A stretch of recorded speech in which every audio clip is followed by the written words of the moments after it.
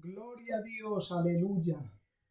Dios bendiga a todos los hermanos. Les saludo a todos en el nombre maravilloso de nuestro Señor Jesucristo. Y quiero invitarles para que leamos la escritura allí en la primera carta del apóstol San Pablo a Timoteo, en el capítulo 4, en el verso 16. Dice así la palabra del Señor para la gloria y la honra de nuestro Dios y edificación de nuestras almas. Ten cuidado de ti mismo y de la doctrina. Persiste en esto, pues haciendo así te salvarás a ti mismo y a los que te oyeren. Vamos a orar, hermanos. Padre, te damos gracias en el nombre maravilloso de Jesús de Nazaret. Gracias, Señor, por tu palabra, por tu presencia y por tu Santo Espíritu. Permita que tu palabra haya cabida en nuestro corazón, nos edifique, nos fortalezca, nos enseñe y nos prepare. Gracias, Señor, en el nombre de Jesús. Amén. Quiero que meditemos en la palabra del Señor bajo el tema: el mejor proyecto soy yo. Pablo, quien escribe estas palabras a su hijo espiritual Timoteo, fue un hombre de propósitos y de metas. Siempre tuvo en cuenta el crecimiento en todas las áreas de su vida, de su ministerio y en la de sus discípulos y colaboradores.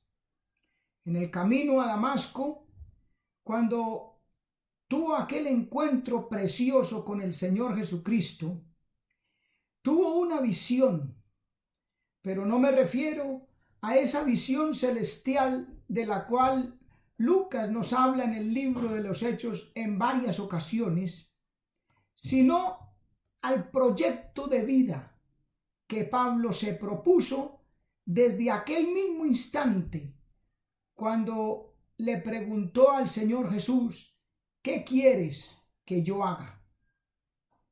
Esa fue una pregunta que implicaba una disposición de hacer todo lo que fuera necesario para la misión de vida que le pudiera proponer el Señor. Por eso es que Pablo lo encontramos muchas veces hablando de la siguiente manera, por ejemplo. Hechos 20, capítulo, verso 24 dice: pero de ninguna cosa hago caso, ni estimo preciosa mi vida para mí mismo, con tal que acabe mi carrera con gozo y el ministerio que recibí del Señor Jesús para dar testimonio del evangelio de la gracia. Ninguna cosa hago caso. No había cosa alguna que detuviera al apóstol en su propósito. Ningún área, ningún aspecto de su vida que pudiera de pronto frenar o tratar de detenerlo.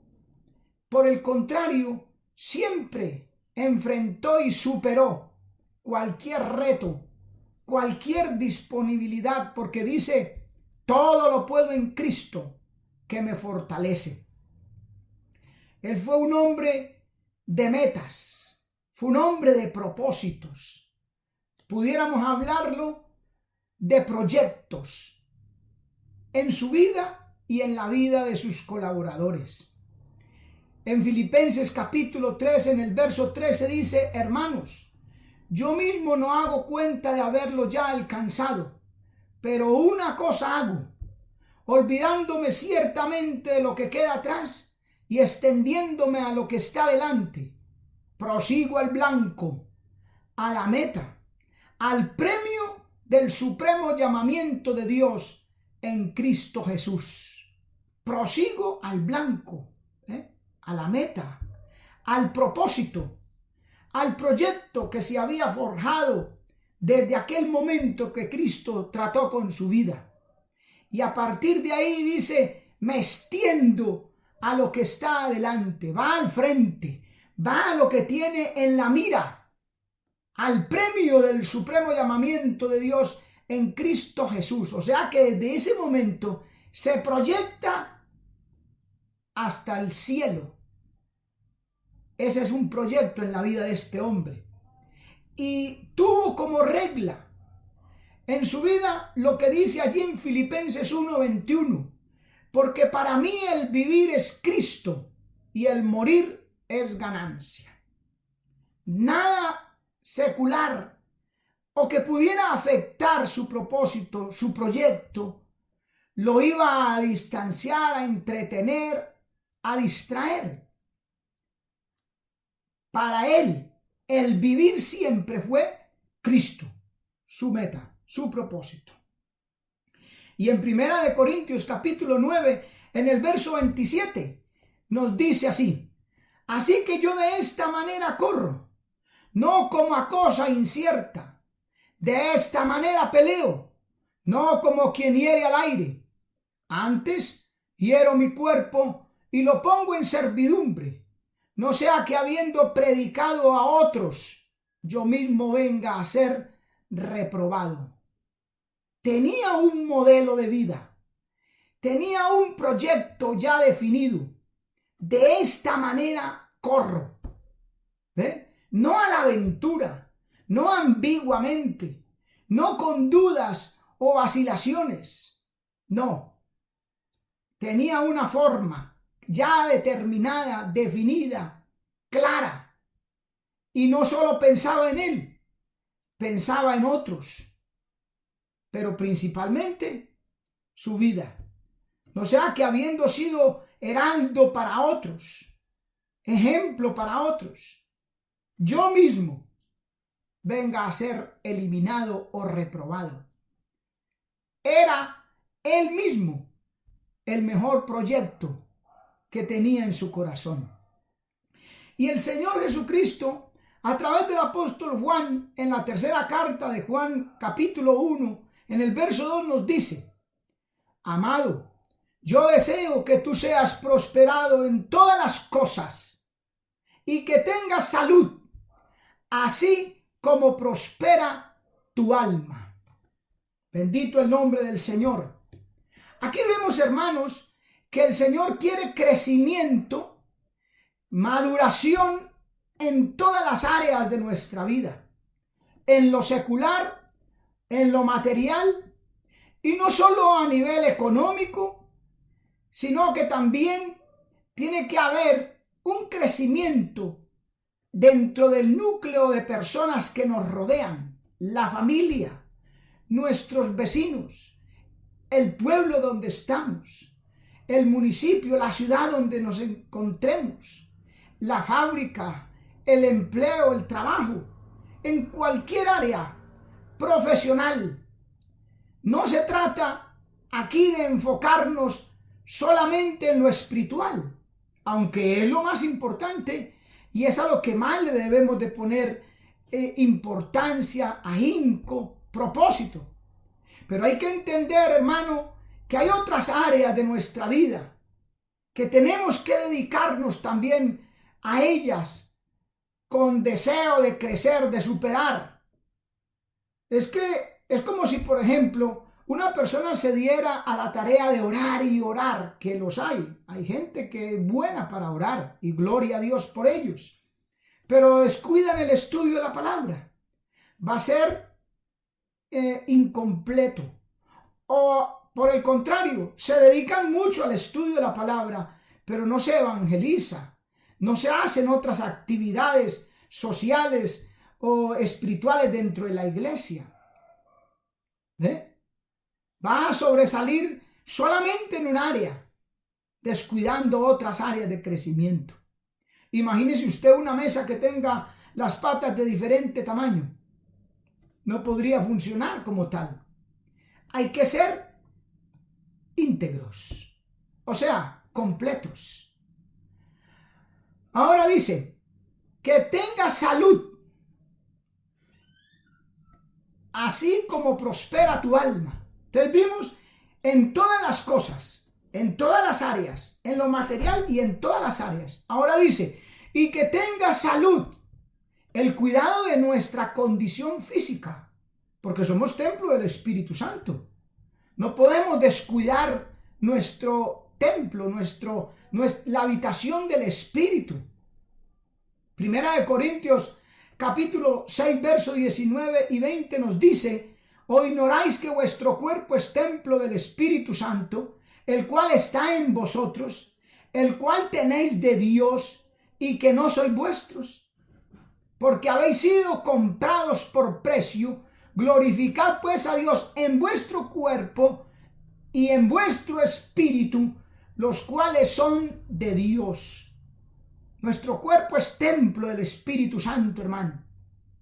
Debemos cuidarlo, debemos preocuparnos por él.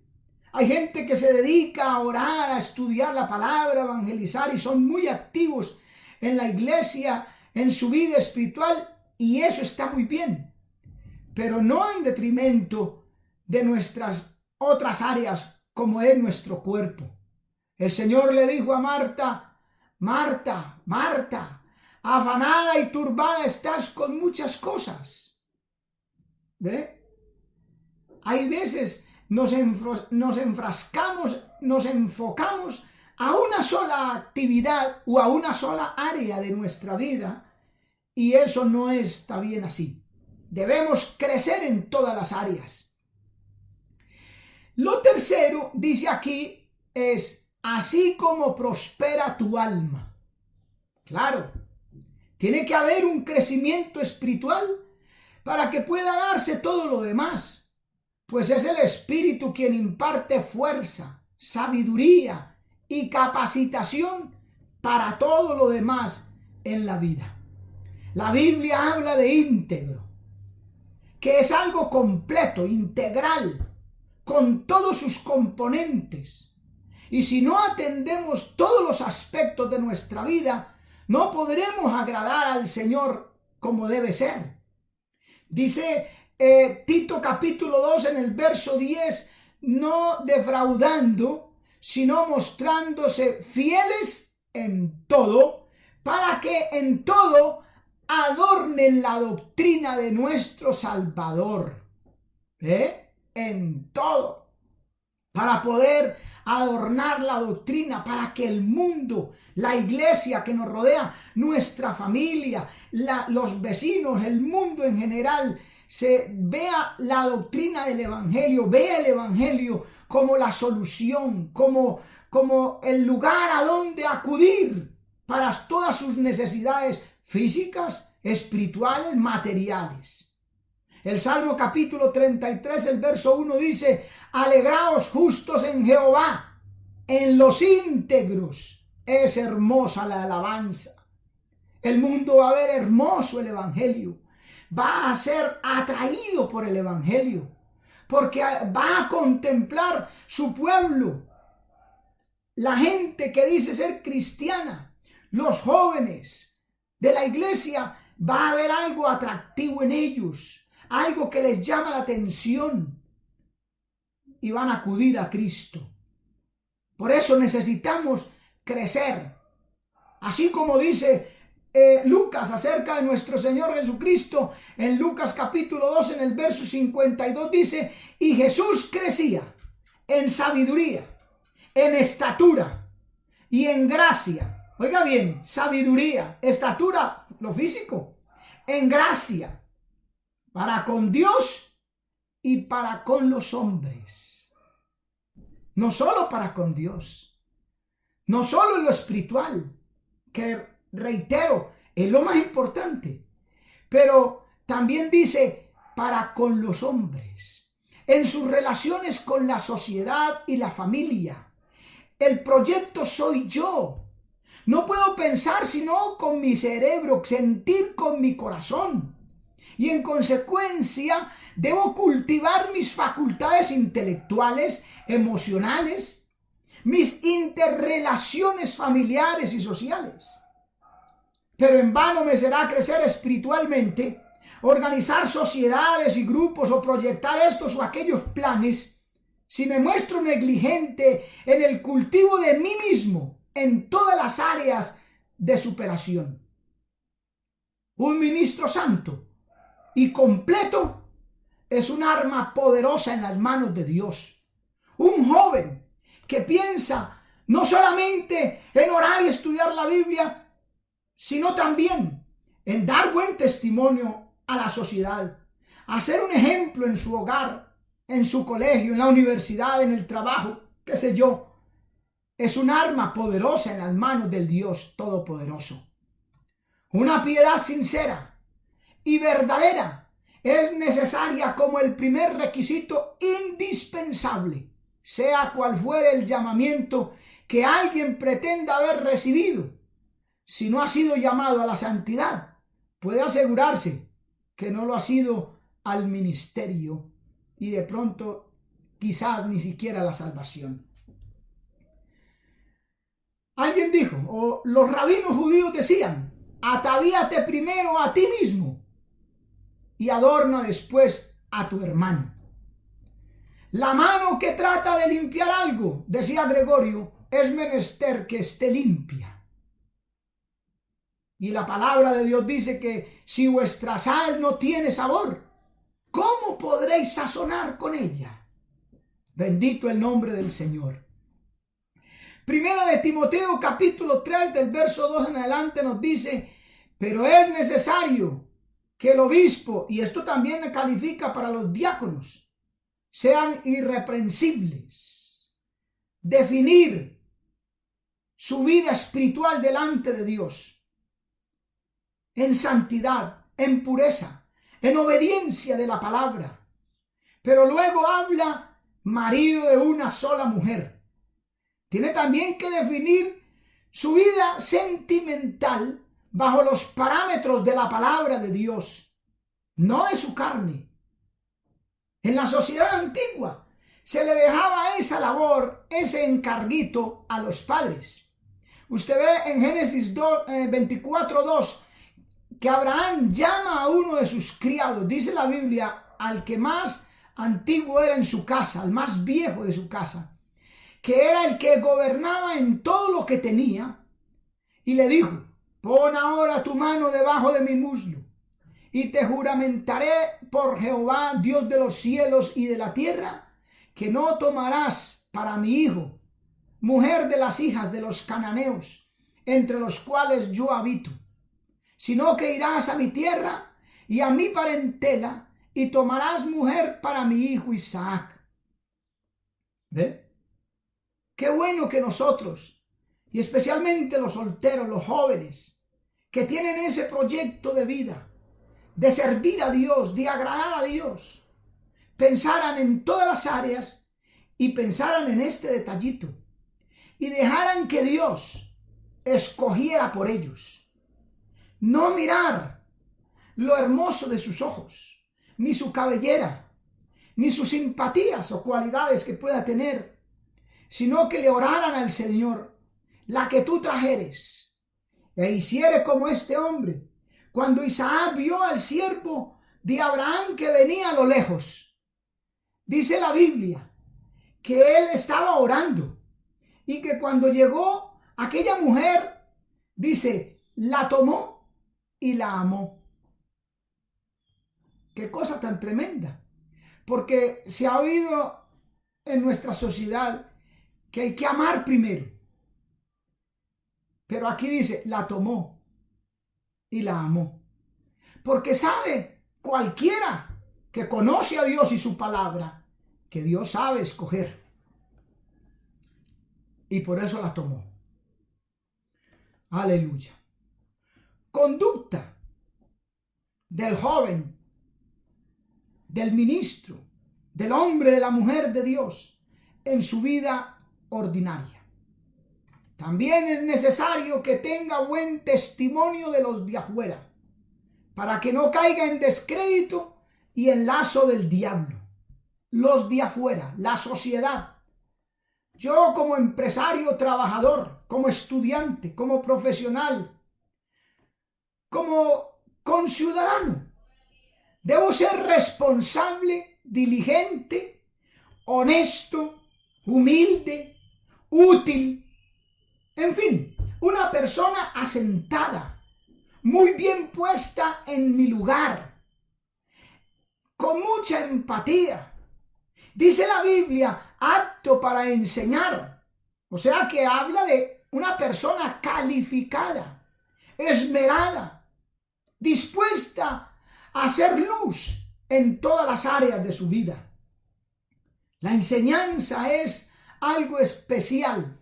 Primera de Timoteo, capítulo 3, verso 16 dice, toda la escritura es inspirada por Dios, útil para enseñar, para redarguir, para corregir, para instruir en justicia, a fin de que el hombre de Dios sea perfecto y enteramente preparado para toda buena obra. Para toda buena obra. Por medio de la palabra nos preparamos y preparamos para toda buena obra. Para las obras de la iglesia, de lo espiritual, pero también para las obras en la sociedad, en nuestros compromisos y deberes con el mundo. La palabra es el patrón, la regla infalible de fe y de conducta, de crecimiento. Joven, un proyecto es una obra que tiene un principio y un fin. Es un mirar hacia adelante en un propósito definido. La Biblia dice que estando persuadidos de esto, que el que comenzó la buena obra la perfeccionará hasta el día de Jesucristo. El que comenzó, así es un proyecto, un principio, hasta el día de Jesucristo, hasta. Ese es el fin. Ese es mirar hacia el frente creyendo, atesorando en el corazón que yo forjo un proyecto de mí mismo, miro al frente y Dios lo va a llevar a cabo. Dios cumple sus promesas, su palabra. Dios dijo a Abraham, sal de tu tierra y de tu parentela y haré de ti una nación grande. Y salió Abraham sin saber a dónde iba. En el camino Dios le reveló, porque este hombre proyectó su vida. Y luego dice que se propuso ir a Canaán y a tierra de Canaán llegó. Lo hizo Dios. Usted no puede dudar. Tiene que creer. Comience el mejor proyecto de su vida. Usted mismo. Usted tiene que comenzar ahora por fe. ¿Por qué? Porque el que a Dios se acerca es necesario que crea que le hay y que es galardonador de los que le buscan. Hebreos 11:6. Por eso usted tiene que crecer. Usted tiene que crecer en el hogar. Usted tiene que crecer en su familia. Aprender a ser un buen hijo. Como dice la palabra, honra a tu padre y a tu madre. Un buen hermano. Usted tiene que ser el mejor vecino. La palabra nos capacita para eso. ¿Y esto a qué se debe? Que somos cristianos, hermano, con un proyecto de vida. Por eso tiene que ser el mejor trabajador en su empresa, allá en el lugar de su trabajo, o en el lugar de estudio, en el colegio, en la universidad. Pero usted tiene que crecer profesionalmente. Tiene que ser el mejor estudiante, el mejor en todo. ¿Por qué? Porque la palabra da sabiduría a los sabios y entendimiento a los entendidos, y todo lo puedo en Cristo que me fortalece. Dice la Escritura en 2 de Corintios capítulo 6, versos del 3 en adelante. No damos a nadie ninguna ocasión de tropiezo, para que nuestro ministerio no sea vituperado. Antes bien, nos encomendamos en todo como ministros de Dios, en mucha paciencia, en el trato con los demás, en tribulaciones, en necesidades, en angustias, en azotes, en cárceles, en tumultos, en trabajos, en desvelos y en ayunos, en pureza y en ciencia, en longanimidad, en bondad, en el Espíritu Santo, en amor sincero, en palabra de verdad, en poder de Dios, con armas de justicia a diestra y a siniestra, por honra y por deshonra, por mala fama y por buena fama, como engañadores, pero veraces, como desconocidos, pero bien conocidos, como moribundos, mas he aquí vivimos,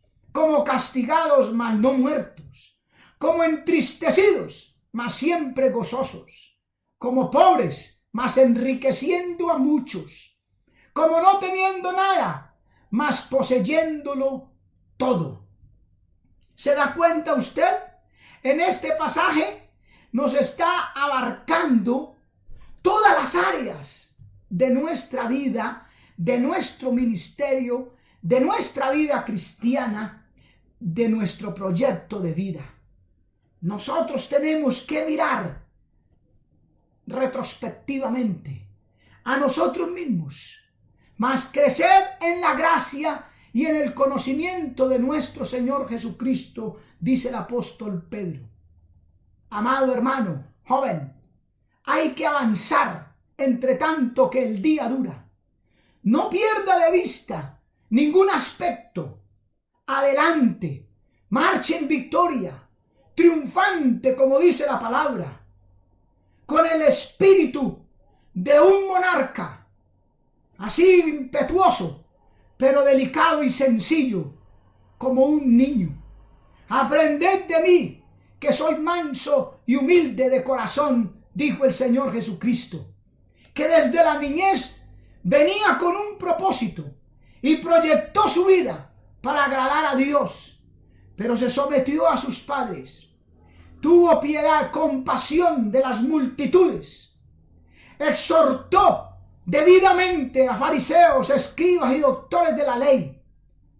La gente tenía que decir de él: nunca hombre ha hablado como ese hombre. Fue un ejemplo, fue un proyecto culminado.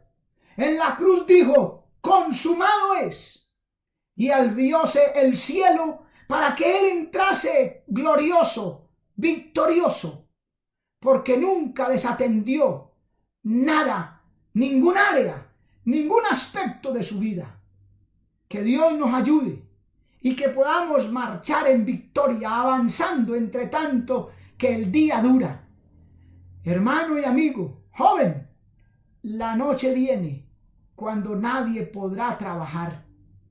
Es ahora, es hoy, es el momento de crecer, es el momento de avanzar, es el momento de proyectarnos a la vida eterna. Dios los bendiga, Dios les guarde.